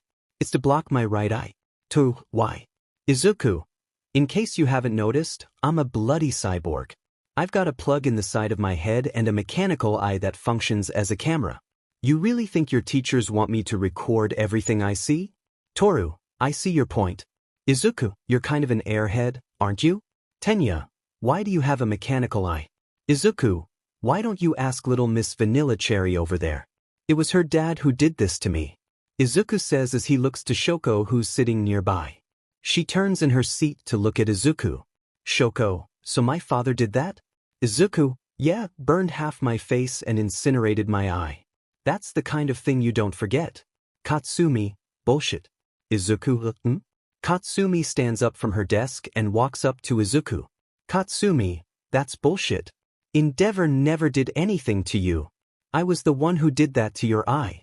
Izuku, Gore, you again. What the hell are you talking about? Katsumi, stop pretending that you don't remember me. We grew up together. We're bloody best friends. Don't talk to me like we're strangers. Izuku, damn it, again with this? Izuku pulls the straw out of his neck and stands up to Katsumi. Izuku, listen, I don't know who you are but you keep giving me these hellish headaches. It's like my mind is ripping itself in half. So stop spouting your goddamn nonsense. Katsumi, nonsense. I watched you die in front of me. By my hand. Do you have any idea how many nights I laid awake because your dying smile was haunting me? Your family, your last words to me, did they mean nothing? Izuku, enough already. Leave me alone, you crazy beach. I'm tired of listening to your lies. Katsumi, lies, huh? Well, try telling me this is a lie. Katsumi yells as she reaches into her pocket. She pulls out her phone and holds it in front of Izuku's eyes. It takes a second for Izuku to realize what he's looking at, but seeing the screensaver causes his eye to widen. The screensaver appears to be a picture of a young him with green hair and eyes playing with a young version of Katsumi. Katsumi, go ahead. Tell me this is a lie. I dare you. Izuku feels his heart hammering in his chest and a pain in his head. Izuku, this isn't real. I've been missing my eye since childhood, and I naturally had black hair at that age. Katsumi, no you didn't. Your hair's been green since birth and you had Uncle Hisashi's eyes. Izuku, enough. Izuku raises his right fist and it becomes enveloped in crimson flames. Izuku, say another bloody damn word and I'll rip your throat. Before Izuku can yell out another word, he feels Toga hug him from behind. Toga, Izuku-kun, please calm down. Don't do anything you'll regret. Izuku looks at Toga and finds his composure. At this moment the sensation and smell of his flesh burning sets in. His collar then makes a beeping noise followed by a mechanical sound. Izuku looks to Aizawa to see him holding some sort of device reminiscent of a handheld detonator in his hand. Izuku sighs and extinguishes his flames. Using thermal regulation, he returns his body temperature to normal. Seeing this, Aizawa disarms Izuku's collar. Izuku stares Katsumi dead in the eye with a killer glare. Izuku, get out of my face. Katsumi grits her teeth and lowers her head. She turns around and starts walking back to her desk. Katsumi, I won't stop. Not until you accept who you are and turn back into my Deku. Katsumi sits down at her desk with her ending statement angering Izuku. Meanwhile, the rest of the class is standing there in complete silence, unaware of how to respond to that whole scenario they just witnessed. Mineta, should we say something? Mary, after all that, I don't think that's a good idea. Also, we really gotta talk to Bakugo later. Momo, agreed. Perhaps we should wait until he calms down before trying to engage him in conversation again. Shoji, yeah, he does look pretty mad. Just like the octopus boy says, Izuku is grinding his teeth out of anger. His eye shifts to his desk before shifting Toga. Izuku, Himiko-sama, it'd be easier for you to drink my blood if we shared a desk, correct? Toga, yeah, I guess so. Izuku, okay. Oi, Eraserhead, it's fine if we share one desk, right? Aizawa, sure, why not? Izuku, great. Izuku removes Toga's arms from around him and proceeds to grab the leg of his desk. He then effortlessly lifts the desk above his head. He opens his mouth wide and his teeth become razor-sharp and shark-like. The class watches on as Izuku completely devours the desk as well as the chair. He then devours Toga's desk and chair. After doing so, Izuku proceeds to take off the upper half of his uniform. His upper body starts glowing and a wider desk complete with 2 reclining chairs attached to it appears in front of him. Izuku, phew there, everyone else. Is that how he vents? Izuku sits in the right chair of the desk and leans back in it. Toga proceeds to lie next to him and stabs the straw in his neck again. He's about to doze off again, however he's stirred from his daze by another figure walking up to him. Achiko, Deku-san. Izuku, Izuku says with a snarl as he turns with an irritated face to the girl standing next to him. Izuku, the hell did you call me? Everyone, Achiko/Uraraka? Achiko, sorry, do you not like that name? Izuku, no, just hearing it fills me with rage. Achiko, I am sorry, it's just, that name, it sounds to me like the Japanese word for you can do it, and, I like it and think it's cool. Izuku, that, I actually don't mind it in that context. Achiko, so, would it be alright for me to call you Deku? Izuku, sure, why not? Everyone, she made progress? Izuku's cheek then gets pinched and pulled by Toga lying by his side. Toga, Izuku-an, why are you being so nice to this random lass? Izuku, since when do you say lass? And I don't know, I just don't mind her giving me a nickname. Toga, Izuku, you aren't thinking about cheating, are you? Izuku, for your own safety, just say what you must and go. Achiko, okay. I just wanted to know if you still remember me. Izuku, if I remember you? Wait, I remember you. You're that girl from back then, with those corkless guys. Achiko, yes, that's me. Toga, you know her, Izuku-an? Izuku, remember when I told you about that girl from the hospital? This is her. Toga, so you're the floozy who got her hands all over my Izuku-an. Izuku, what's with you and your recent word choice? Anyways, she was injured and needed medical help. What did you want me to do? Whisper besides, if I killed her and stole her quirk it'd possibly bring suspicion towards Master. Toga, gore, I guess, but I still don't like it. Achiko, I understand that you're a villain, but I really want to thank you properly for what you did for me. Izuku, thank me? Achiko, if it wasn't for you, who knows what those men would have done to me. And you even showed me generosity with that golden necklace. Toga, the what? Izuku, I was testing out Munch. Achiko, from the bottom of my heart, I sincerely thank you and hope we can get along. You really are my hero. Hearing this, Izuku simply stares at the girl blankly. After a moment of staring, Izuku turns to face upwards. He then creates a blanket and uses it to cover his whole body. Toga, Izuku-an? Izuku, whatever, I'm going to bed. Everyone, what just happened? Aizawa, With the exception of that rather rough morning, the day goes rather normally with Izuku and Toga not paying attention and just relaxing at the back of the class.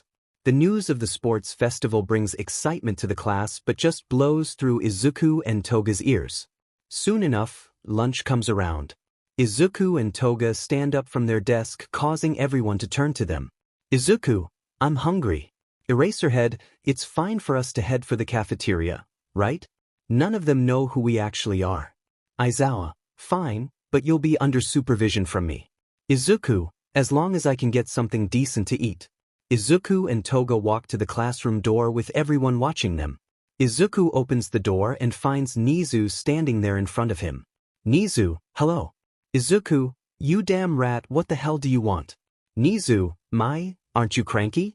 You look tired. You know you really should take better care of yourself and get more sleep, it's important for your health after all. Toga, hey, I'll have you know we're both responsible adolescents who know how to take care of our own well-being. Aizawa, yesterday we found you both blacked out, covered in sweat and buck naked in the common area and surrounded by melted ice cream, caramel corn and bubbles that appeared to be from a bubble bath. Toga, well, how do you spend movie night? Izuku, speak rat before she says something else. Nizu, well, I just came here to speak with the class. And since you're heading to lunch, why don't you two go straight to the staff room for it? All Might will be waiting there for you. Izuku, you know I don't have the ability to disobey you. Let's go, Himiko-sama. Toga, and with that, Izuku and Toga make their way to the staff room. Nizu, now then we have it. Izuku, enough already. Leave me alone, you crazy beach. I'm tired of listening to your lies. Katsumi, lies, huh? Well, try telling me this is a lie. Katsumi yells as she reaches into her pocket. She pulls out her phone and holds it in front of Izuku's eyes. It takes a second for Izuku to realize what he's looking at, but seeing the screensaver causes his eye to widen. The screensaver appears to be a picture of a young him with green hair and eyes playing with a young version of Katsumi. Katsumi, go ahead. Tell me this is a lie. I dare you. Izuku feels his heart hammering in his chest and a pain in his head. Izuku, this isn't real. I've been missing my eye since childhood, and I naturally had black hair at that age. Katsumi, no you didn't. Your hair's been green since birth and you had Uncle Hisashi's eyes. Izuku, enough. Izuku raises his right fist and it becomes enveloped in crimson flames. Izuku, say another bloody damn word and I'll rip your throat. Before Izuku can yell out another word, he feels Toga hug him from behind. Toga, Izuku-kun, please calm down. Don't do anything you'll regret. Izuku looks at Toga and finds his composure. At this moment the sensation and smell of his flesh burning sets in. His collar then makes a beeping noise followed by a mechanical sound. Izuku looks to Aizawa to see him holding some sort of device reminiscent of a handheld detonator in his hand. Izuku sighs and extinguishes his flames. Using thermal regulation, he returns his body temperature to normal. Seeing this, Aizawa disarms Izuku's collar. Izuku stares Katsumi dead in the eye with a killer glare. Izuku, get out of my face. Katsumi grits her teeth and lowers her head. She turns around and starts walking back to her desk. Katsumi, I won't stop. Not until you accept who you are and turn back into my Deku. Katsumi sits down at her desk with her ending statement angering Izuku. Meanwhile, the rest of the class is standing there in complete silence, unaware of how to respond to that whole scenario they just witnessed. Mineta, should we say something? Mary, after all that, I don't think that's a good idea. Also, we really gotta talk to Bakugo later. Momo, agreed. Perhaps we should wait until he calms down before trying to engage him in conversation again. Shoji, yeah, he does look pretty mad. Just like the octopus boy says, Izuku is grinding his teeth out of anger. His eye shifts to his desk before shifting Toga. Izuku, Himiko-sama, it'd be easier for you to drink my blood if we shared a desk, correct? Toga, yeah, I guess so. Izuku, okay. Oi, Eraserhead, it's fine if we share one desk, right? Aizawa, sure, why not? Izuku, great. Izuku removes Toga's arms from around him and proceeds to grab the leg of his desk. He then effortlessly lifts the desk above his head. He opens his mouth wide and his teeth become razor-sharp and shark-like. The class watches on as Izuku completely devours the desk as well as the chair. He then devours Toga's desk and chair. After doing so, Izuku proceeds to take off the upper half of his uniform. His upper body starts glowing and a wider desk complete with 2 reclining chairs attached to it appears in front of him. Izuku, phew there, everyone. Is that how he vents? Izuku sits in the right chair of the desk and leans back in it. Toga proceeds to lie next to him and stabs the straw in his neck again.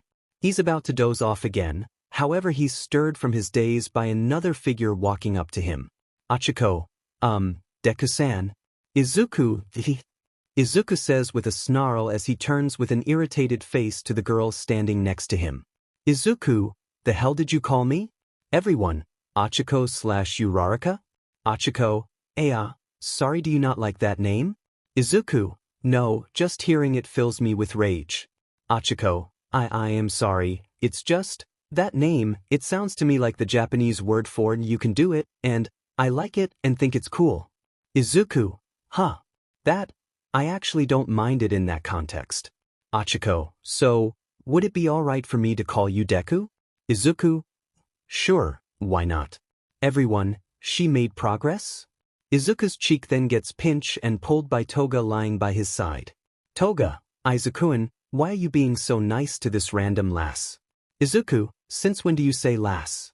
And I don't know, I just don't mind her giving me a nickname. Toga, Izuku, you aren't thinking about cheating, are you? Izuku, for your own safety, just say what you must and go. Achiko, okay. I just wanted to know if you still remember me.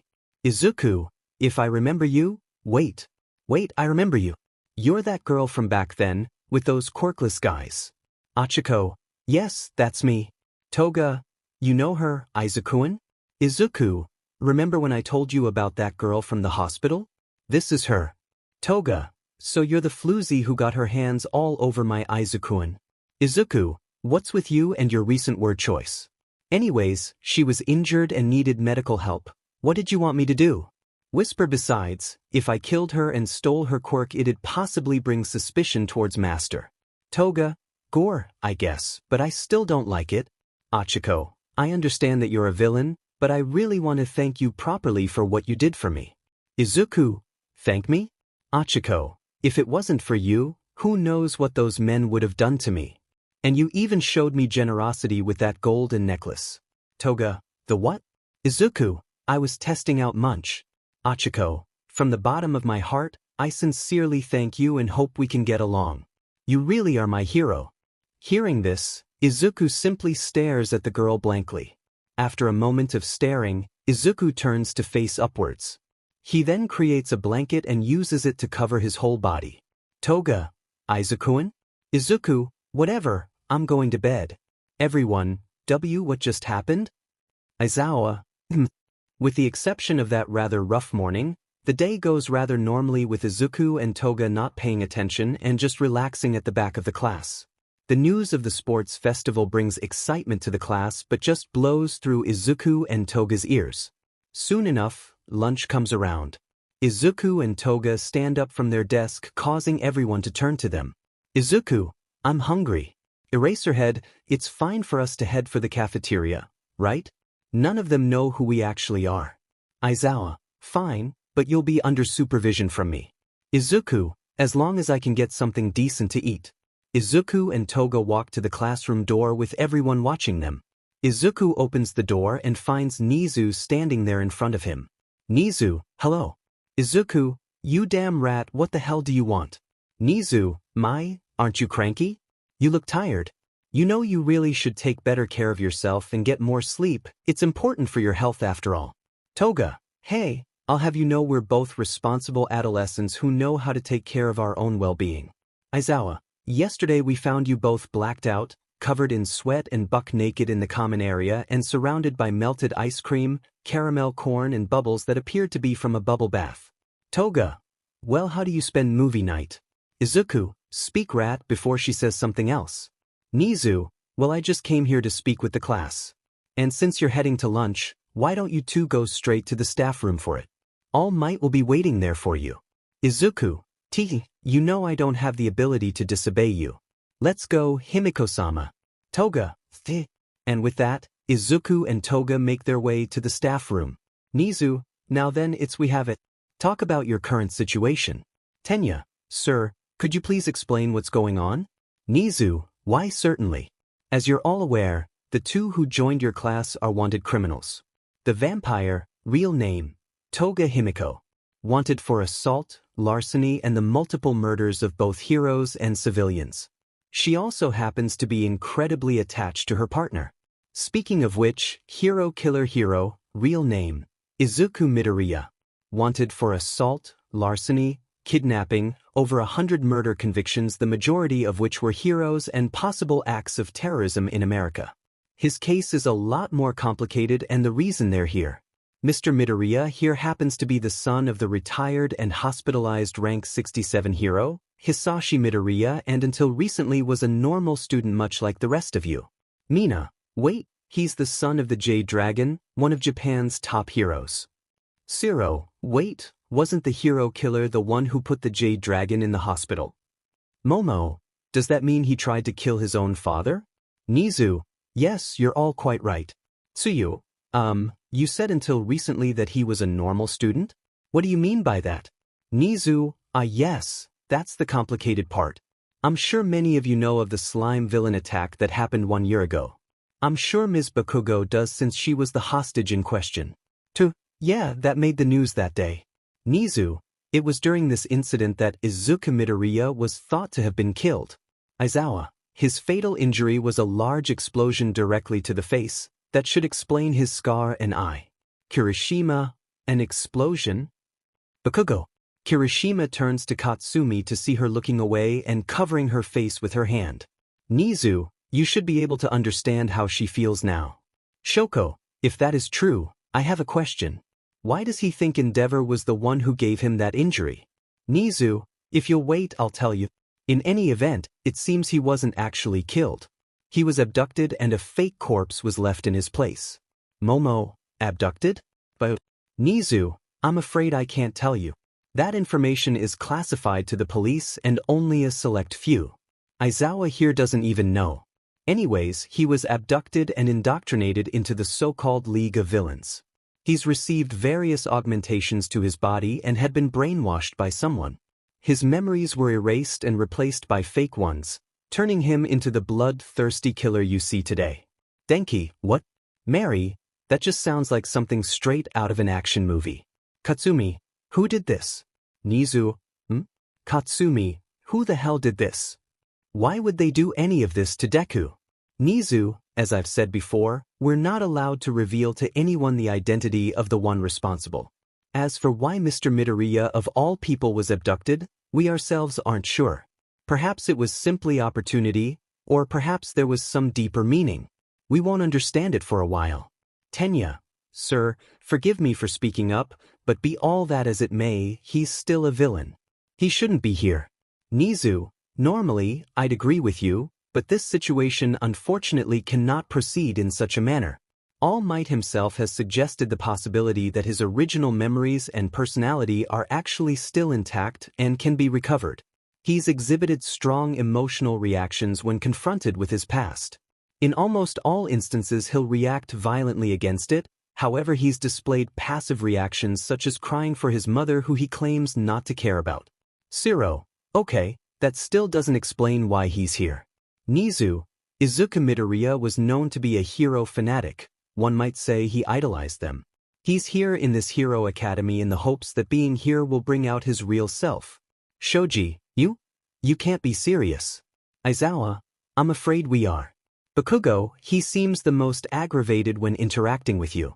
If you actually want to bring the real him back, it'd be in your best interest to avoid interacting with him as much as possible. Katsumi, Tisich, fine. Aizawa, good, and Uraraka. Achiko, why yes? Aizawa, he seems to be less aggressive towards you for some reason.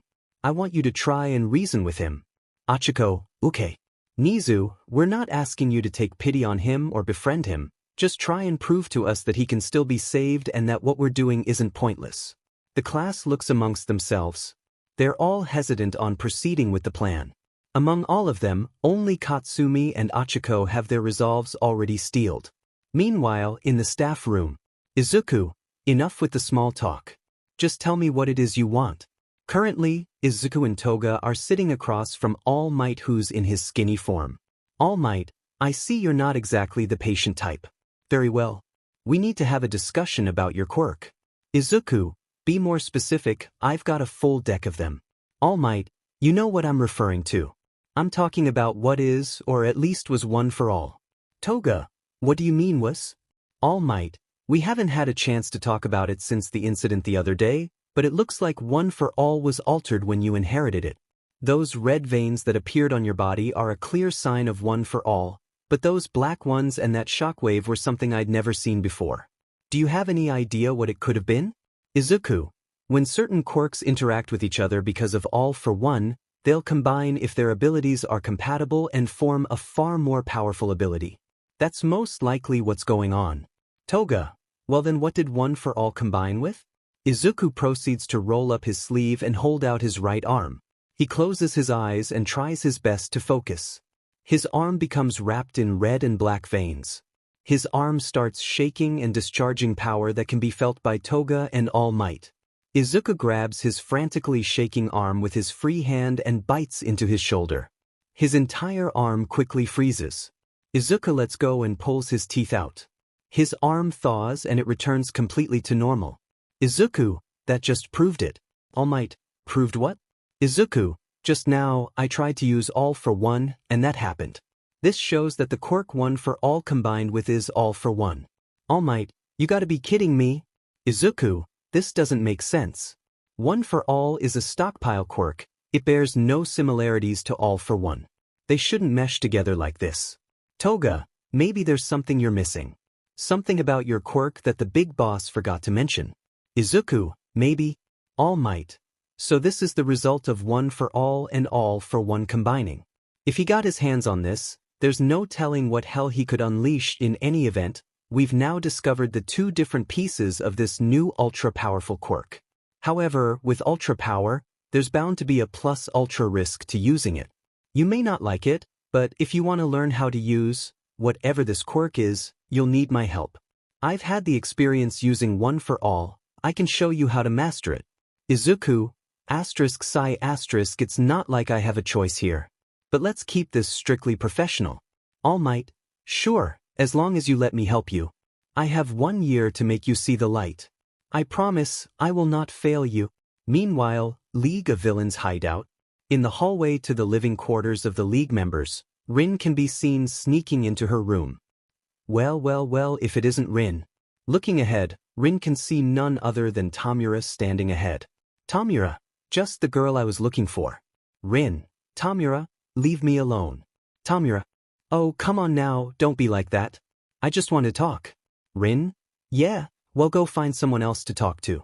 Rin says angrily as she enters her room and slams the door behind her. Tamura, alright, I see you're in a mood. I guess I'll just go talk to Water. I heard he made a real interesting deal with you the other day. Without so much as 2 seconds passing by, the door quickly flings open with Rin bursting through it. Rin, how do you know about? Rin suddenly goes dead silent as she feels something pressed up against her stomach. Tamura, I have my ways of knowing, but don't worry, I won't say anything to Sensei. That is, as long as you help me out. Rin looks down in horror to see 4 of Tamura's fingers touching her belly with the 5th hovering above it. Tamura, all that trouble to protect something that small. I know I could never threaten you into helping me out, but that little parasite born out of your Stockholm Syndrome will probably give me results. Remember Rin, 5 fingers is all it takes to end a life. Rin, what do you want from me? Tamura, atta girl. There's a black and orange notebook that belonged to the brat. Bring it to me. Tamura removes his fingers from Rin's stomach and stares her in the eye. Rin lowers her head and steps back into the room. After a moment, she comes out holding a notebook. Rin here. Rin says as she hands the notebook over to Tamura. Tamura, my thanks, Rin. Of course, it should go without saying that if you speak a single word about this, I'll immediately out you and turn that hellspawn to dust. Rin, what are you trying to do with that? Tamura, everyone's completely against me here. I'm like a wolf in a bear's den. The only way I can survive here is if I gather allies of my own and form a pack. And I've got a feeling that I'll find the perfect choices right in here.